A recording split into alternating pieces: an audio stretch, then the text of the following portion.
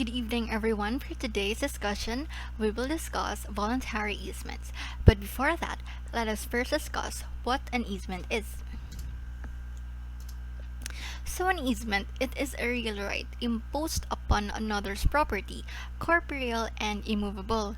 For example, easement of right of way, easement of drainage of buildings, easement of light and view. So yon, whereby the owner of the latter must refrain from doing or allow somebody else to do or something to be done on his property for the benefit of another person or tenement. So simply put, easement is a real right requiring the owner of a real property or the servant estate to refrain or allow something to be done or somebody else to do something on his property for the benefit of another person or dominant estate or to the dominant estate. So easements may be established either by law or by the agreement or the will of the parties. So the first is called legal easements, while the latter are called voluntary easements, which is our topic for today. So Article 688 of the Civil Code provides that every owner of a tenement or a piece of land may establish thereon servitudes or easements which he may deem suitable, and in any form and manner which he may deem best, provided that he does not contravene any laws, public policy, or public order. In the case of Tres versus Araneta, where the property owner asserted that the restrictions on his title of building for the building of factories on alongside his property is a limitation.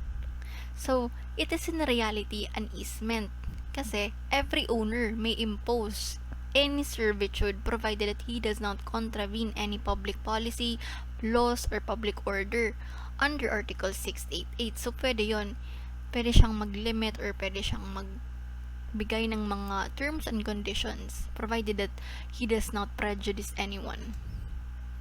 The next article is Article 689, which provides that the owner of a tenement or a piece of land, the usufruct of which belongs to another. So what is a usufruct? A usufruct, it is a right given to a person whereby he must maintain or preserve its substance and form until the owner may use it for his own use, for his own benefit.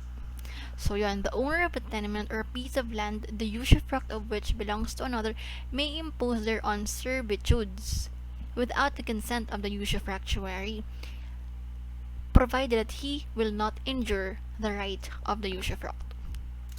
Kasi owner siya, he has the right to do whatever on his property. So yon, a usufruct gives a right to enjoy the property of another with the obligation of preserving its form and substance. So it also provides for the right of the owner. So the usufruct involves a real right that imposes certain limitations on the owner. However, the latter, being the owner, can put any easement or servitude provided that he does not injure the rights of the usufruct. So the next article, Article 690.